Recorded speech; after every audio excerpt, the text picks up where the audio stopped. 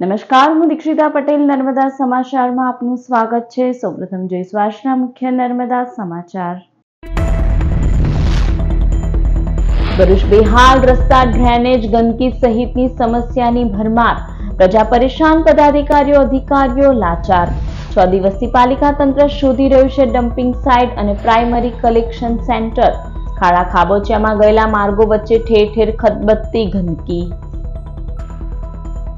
જંબુસર તાલુકાના 20 થી વધુ ગામોની સીમમાં બનાવેલ દિવાલને પગલે આફત, ગામોમાં વરસાદી પાણી ફરી વળ્યા હોવા સાથે ખેતીમાં બિયારણને નુકસાનીની ભીતિ। અંકલેશ્વરની ગ્લેનમાર્ક કંપનીને ક્લોઝર નોટિસ, પાણી અને વીજ જોડાણ કાપવા પણ આદેશ। જીઆઈડીસીની વરસાદી પાણીનો નિકાલ કરતી લાઇનમાંથી સીઓડીનું ઊંચું પ્રમાણ અને અન્ય પ્રદૂષિત ઘટકો મળી આવ્યા। પર્યાવરણના નુકસાન સંદર્ભે વચગાળાની ભરપાઈ તરીકે 15 લાખની બેંક ગેરંટી પણ આપવી પડશે।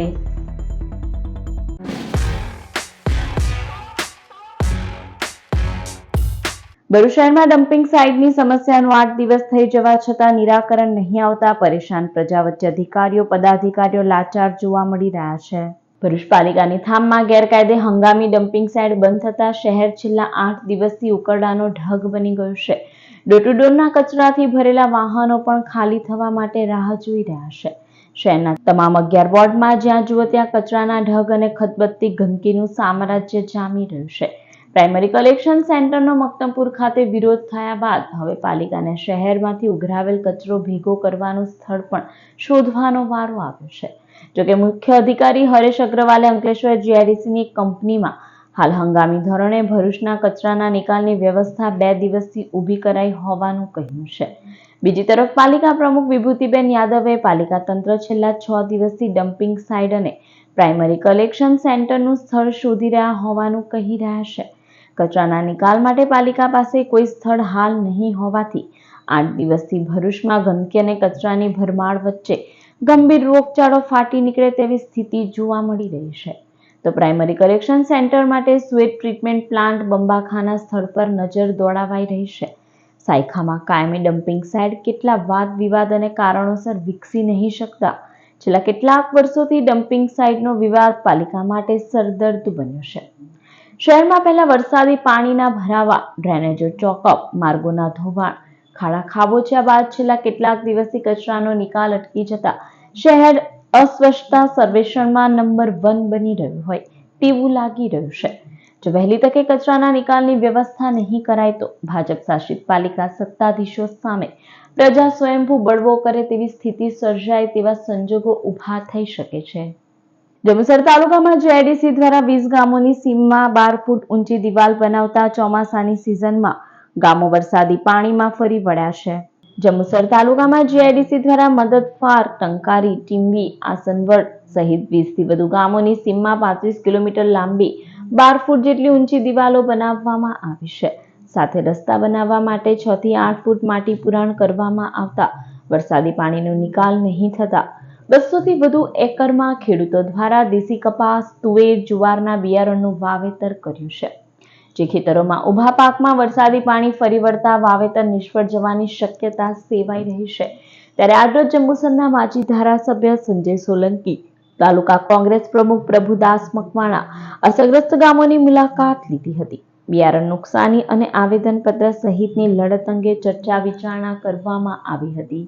હું મદાફર ગામના સરપંચ બશીરભાઈ રસુલ અને જે અત્યારે આ વરસાદના લીધે જે પાણી અમારા ગામની આજુબાજુ જે ભરાયેલું છે, અત્યારે જીઆઈડીસી બનવાથી અમારા ગામની અંદર પાણીનું રોકાણ થયું છે। દિવાલ અને જે માટીનું પૂરણ અને રોડ બનાવ્યા છે, આળા રોડ બનાવ્યા છે, એના લીધે પાણીનું નિકાલ થતું નથી।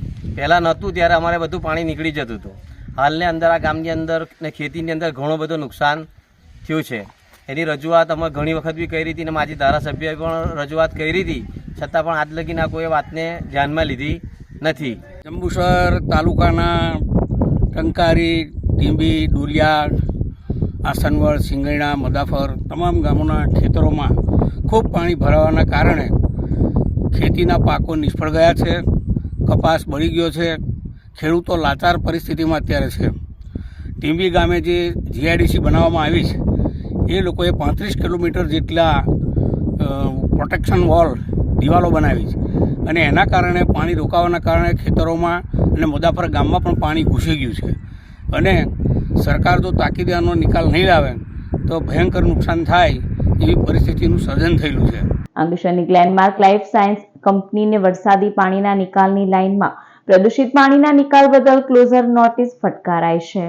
ચોમાસામાં વરસાદી પાણી સાથે પ્રદૂષિત પાણીના નિકાલ બદલ અંકલેશ્વરની ગ્લેનમાર્ક કંપનીને ગુજરાત પ્રદૂષણ નિયંત્રણ બોર્ડ ક્લોઝર નોટિસ આપી છે.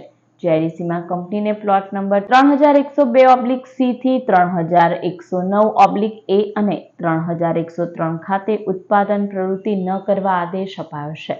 અંકલેશ્વર જીપીસીબીના અધિકારી વિજય રાખોલિયાએ કહ્યું હતું કે જીઆઈડીસી સ્ટ્રોમ વોટર ડ્રેનમાંથી એકત્ર કરાયેલ નમૂના પછી CODની ઊંચી માત્રા અને અન્ય દૂષિત પરિબળો સાથે પ્રદૂષિત પાણી મળી આવ્યું હતું. કંપનીને તાત્કાલિક અસરથી ઉત્પાદન બંધ કરવા સાથે જીપીસીબી વીજ અને પાણી જોડાણ કાપવા પણ આદેશ કરતા ચોમાસાની મોસમમાં વરસાદી પાણીમાં પ્રદૂષિત પાણીનો નિકાલ કરતા ઉદ્યોગોમાં સોપો પડી ગયો છે.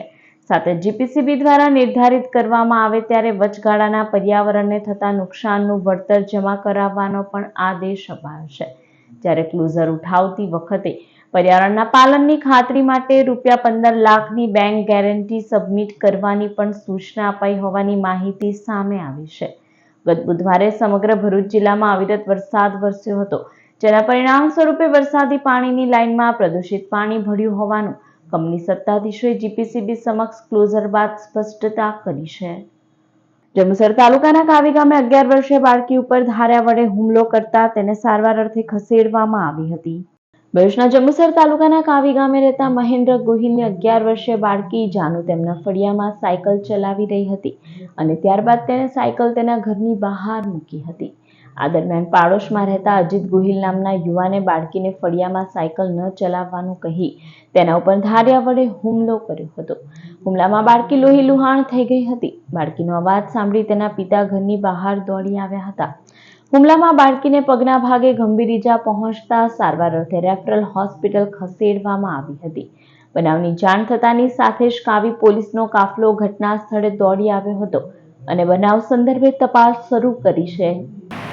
બાજુવાળા છે ને જે છે ને તે મેં સાયકલ ફેરવતી હતી ને મેં સાયકલ પર બેઠી હતી તે મને ધક્કો મારીને પાડી દીધી ને પછી દોડતી હતી અને મારી મને. કોણે મારી બેટા? એ કાકા બાજુ રહે છે. શું નામ છે એમનું? અજીતભાઈ. ફળિયામાં મારી છોકરી સાયકલ ફેરવતી હતી અને પછી આવીને મારા ઘર આગળ મૂકી તો બાજુમાં પડોશમાં રહેતા અજીતભાઈ દાહિયાભાઈ ગોહિલ તે છોકરીને એવું કહેતા કે ફળિયામાં સાયકલ નહીં ફેરવી અને ઘર આગળ મૂકવાની પણ નહીં. તો હું બપોરના સમયે ઊંઘતો હતો તે સમયે બહુ અવાજ આવ્યો છોકરીનો અને જોયું તો લોહી લોહાણ હાલતમાં એ છોકરી મારા દાદરા પર ઉપર ચડેલી હતી. તો જોયું તો દોતીના ઝટકા મારેલા હતા અને બધે જ લોહી થઈ ગયેલું હતું. તો બે પગમાં આંગળી, એક પગમાં આંગળી કપાયેલી છે, બીજા પગમાં ઘૂંટણના નીચે ઊંડો ઘા દોટીનો મારેલો છે, છાતીના ભાગમાં મારેલું છે, પછી પેટના ભાગમાં દોટીનો ઝટકો મારેલો છે. તો પછી કાવીથી જંબુસર કોટેજમાં સારવાર માટે કોટેજમાં આવેલ છે. આમોદના કોલવણા ગામે વીજ કંપનીના ટાવરની એંગલ તૂટી જતા એક કામદારનું મોત. ભરૂચના આમોદના કોલવણા ગામની સીમમાંથી જેટકો કંપનીની 220 kV ગવાસદ સુવા ગામની હેવી વીજ લાઇન પસાર થાય છે.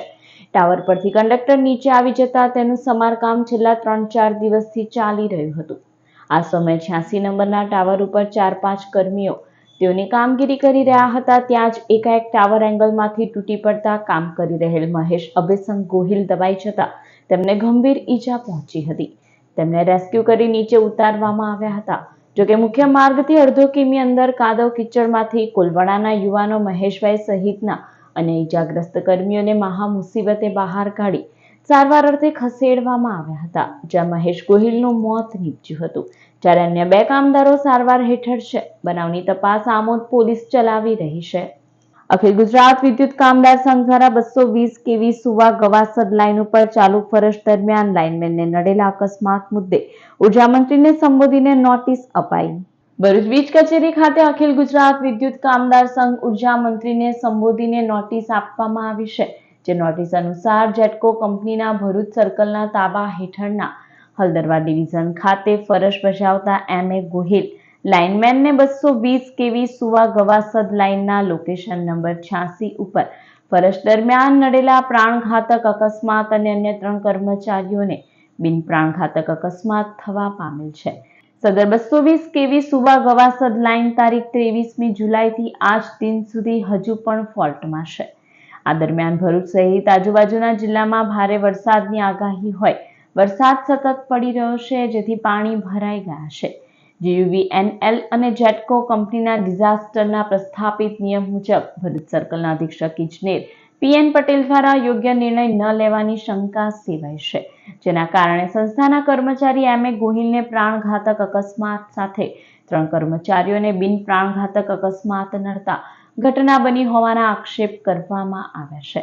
આ સમયમાં કાર્યપાલક ઇજનેર AP ભાભોર, હલદરવાના અધિક્ષક ઇજનેર PN પટેલ ભરૂચ સર્કલ દ્વારા લોકેશન ઉપર પ્રાથમિક લાઇન ટ્રીપ થતા તાત્કાલિક મુલાકાત લઈ ડિઝાસ્ટરની પરિસ્થિતિ સમજી ઇમરજન્સીમાં કોન્ટ્રાક્ટ એજન્સી મારફતે કામગીરી કરવાની સૂચના આપેલ આવી ઘટના નહીં બની હોત, જેથી ભરૂચ સર્કલના મેનેજમેન્ટની આ પ્રકારની માનવતા વિહીન નીતિને વખોડી કાઢે છે અને વિરોધ નોંધાવ્યો હતો. આ ઘટનાને ધ્યાને રાખી ભરૂચ સર્કલના જવાબદાર અધિકારીઓ સામે નિષ્પક્ષ તપાસ કરી તાત્કાલિક પગલાં લેવા નોટિસ આપવામાં આવી છે. ગઈકાલે જે દુર્ઘટના મારા પપ્પા સાથે બની છે તે બહુ ખરાબ દુર્ઘટના બનેલી છે. જેટકો કંપનીમાં મારા પપ્પા જોબ કરતા હતા, તો એ વિદ્યુત બોર્ડમાં હતા. તો ત્યાં કામ પર રવિવારના દિવસે પણ કંપની કામ પર બોલાવે છે. પ્લસ કે એમને કોઈ પ્રાથમિક સારવાર કંઈ આપતા નથી. કંપની ગઈકાલે મારા પપ્પા કામે ગયા તો ત્યાં આગળ એવી જગ્યાએ પર કામ કરાવે છે જે જગ્યા પર કામ કરવાનું પોસિબલ જ નથી.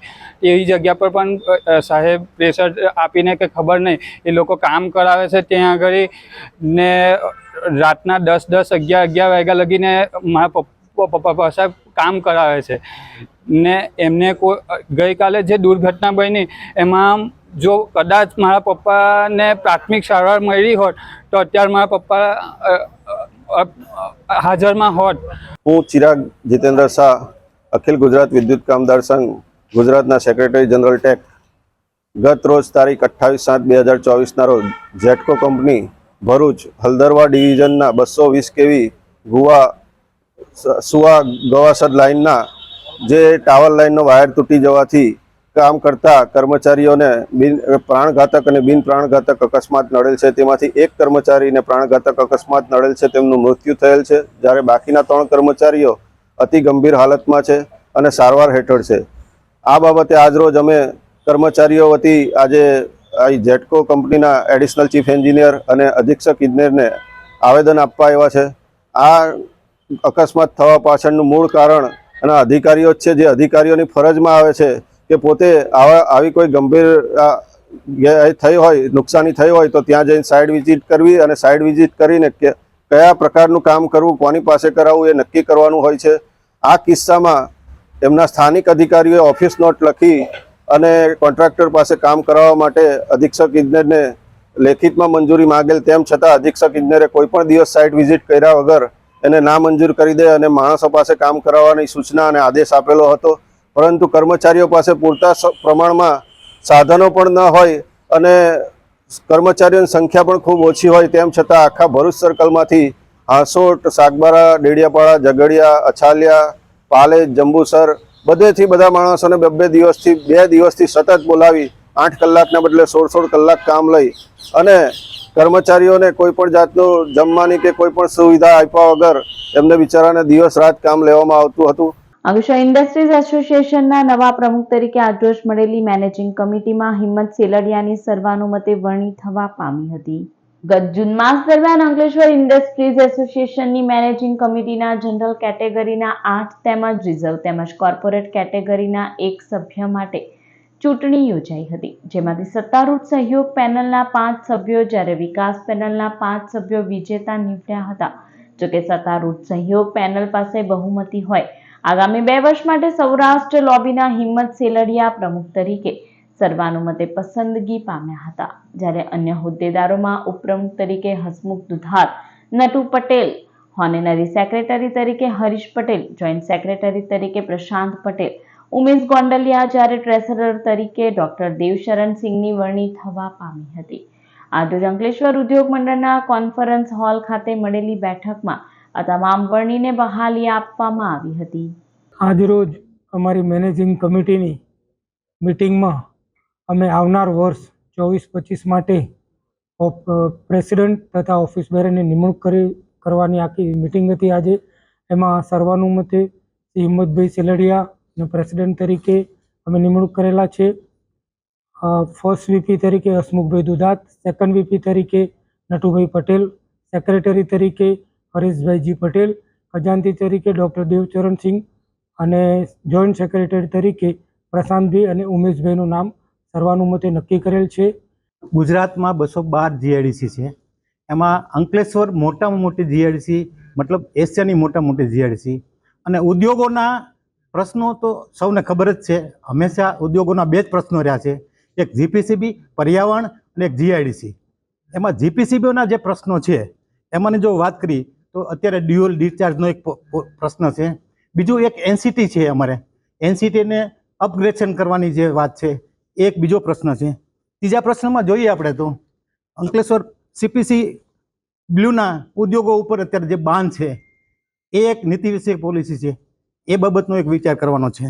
એટલે એસ્ટેટનું ડેવલપમેન્ટ થાય એવા અમારા પ્રયત્નો રહેશે. ભરૂચ અંકલેશ્વર રોડ ઉપર આવેલા અક્ષર આઇકોન્સમાં તસ્કરો ત્રાટક્યા હતા.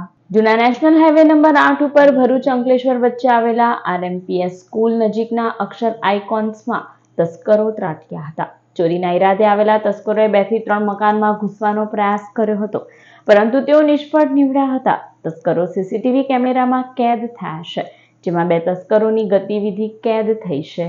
અંકલેશ્વર ગણેશ સમિતિની રચના કરવામાં આવી છે, જેની આજરોજ પ્રથમ બેઠક યોજાઈ હતી, જેમાં વિવિધ પ્રશ્ને ચર્ચા વિચારણા કરવામાં આવી હતી.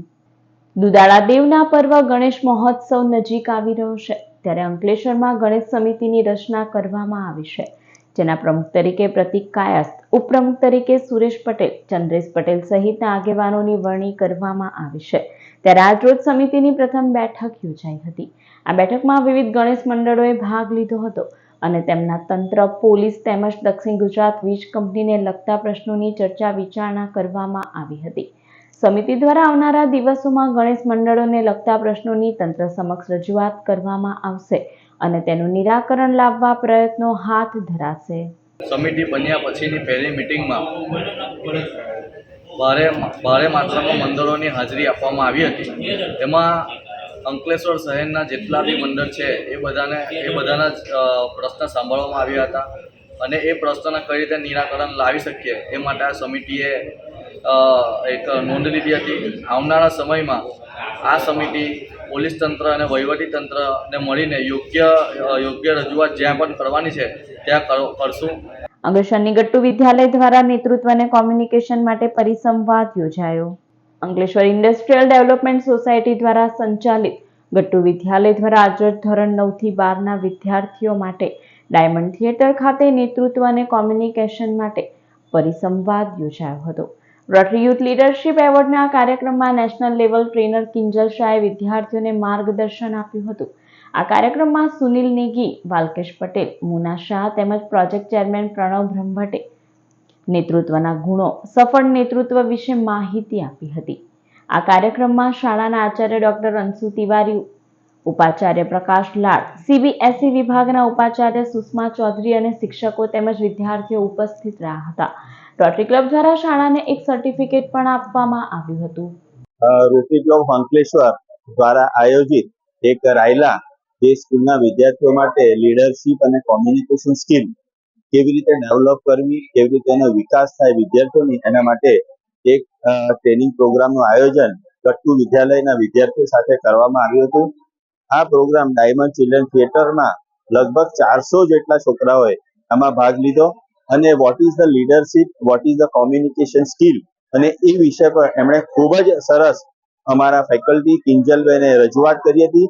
અને એનાથી પણ સૌથી વધારે વાત, ગત્તુ વિદ્યાલયના જે વિદ્યાર્થીઓ છે એમનું જે ઇન્ટરેક્શન, એમના જે જવાબો આપવાની જે એમની વૃત્તિ હતી ને એમણે જે જવાબો આપ્યા છે એના પરથી એવું સાબિત થાય છે કે આજની યુવા પેઢી એ ખૂબ જ વિચારશીલ છે, એની પાસે ખૂબ જ સારા વિચારો છે. અંકલેશ્વરમાં સરદાર પટેલ સેવા સમાજ ટ્રસ્ટ દ્વારા સ્વર્ગીય વિઠ્ઠલ રાદડિયાની 5મી પુણ્યતિથિ નિમિત્તે મહારક્તદાન કેમ્પ યોજાયો હતો. અંકલેશ્વરના સરદાર પટેલ સેવા સમાજ ટ્રસ્ટ તેમજ ideal lighting systems private limited company દ્વારા લોકનેતા સ્વર્ગીય વિઠ્ઠલ રાદડિયાની 5મી વાર્ષિક પુણ્યતિથિ નિમિત્તે મહારક્તદાન કેમ્પનું આયોજન કરવામાં આવ્યું હતું. આ રક્તદાન કેમ્પ જીઆઈડીસીમાં આવેલા સરદાર ભવન ખાતે યોજાયો હતો. કુમારપાળ ગાંધી બ્લડ બેંકના સહયોગથી યોજાયેલા રક્તદાન શિબિરમાં મોટી સંખ્યામાં રક્તદાતાઓએ રક્તદાન કરી 200 યુનિટ રક્ત એકત્ર કર્યું હતું.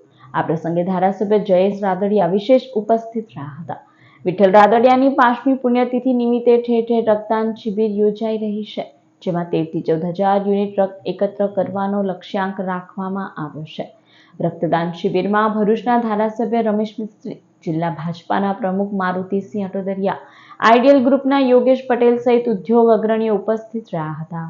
આજે અંકલેશ્વરમાં સરદાર પટેલ સેવા સમાજ ટ્રસ્ટ દ્વારા સ્વર્ગસ્થ વિઠ્ઠલભાઈ રાદડિયા સાહેબની પુણ્યતિથિ નિમિત્તે માન્ય જયેશભાઈ રાદડિયાની વિશેષ ઉપસ્થિતિમાં સમાજ દ્વારા અને અન્ય સહયોગી સંસ્થાઓ દ્વારા બ્લડ ડોનેશન કેમ્પનું આયોજન થયું છે.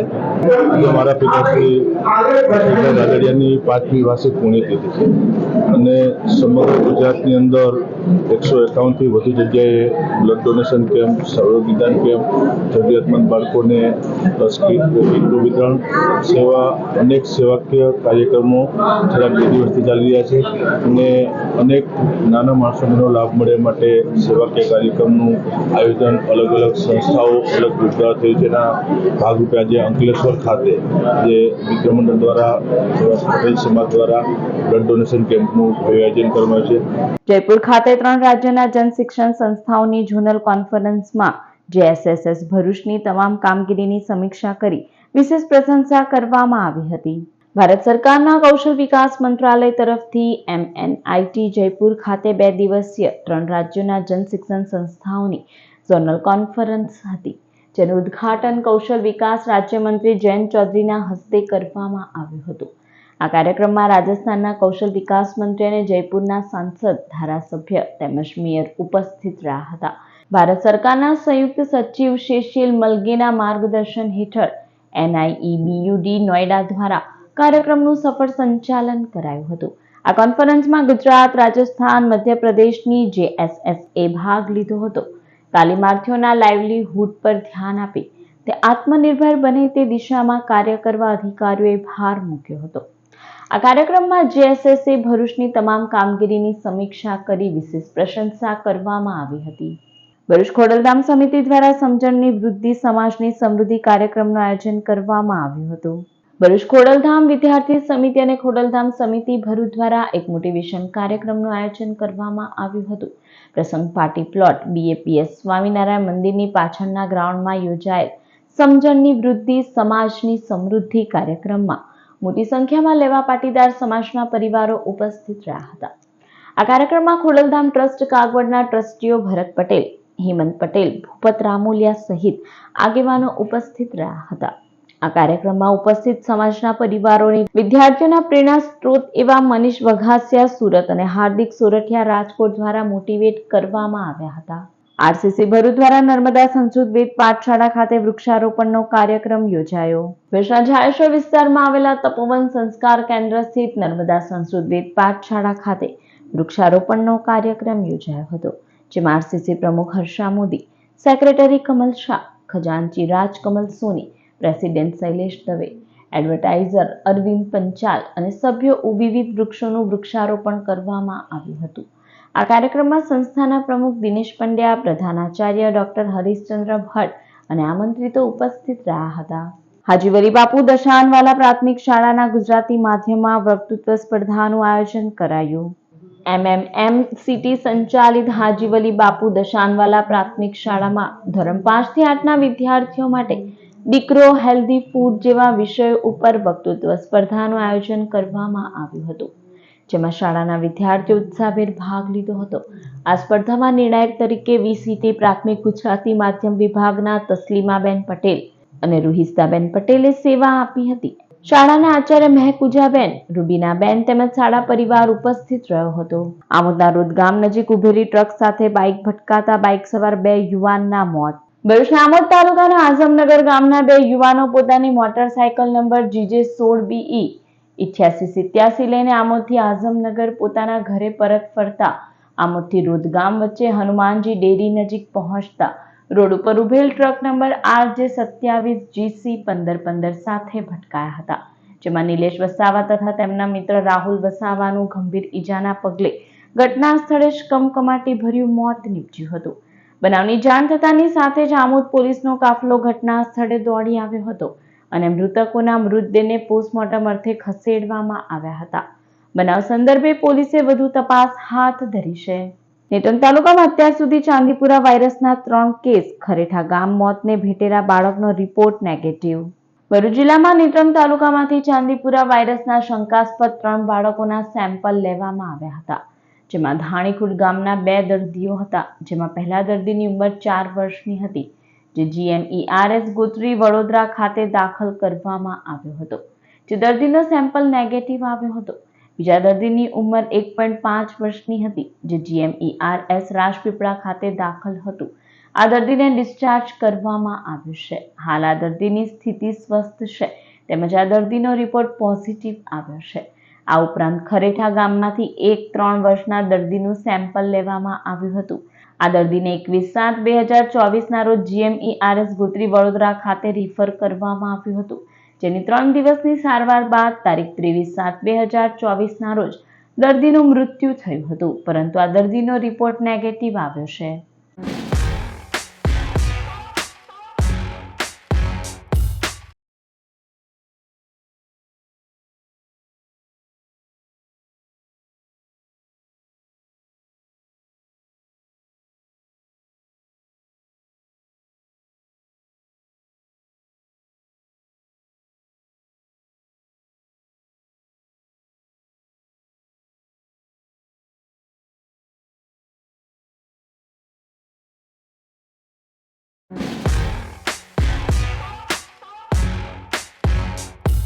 સમાચાર પૂર્ણ કરતા પહેલા એક નજર મુખ્ય સમાચાર પર.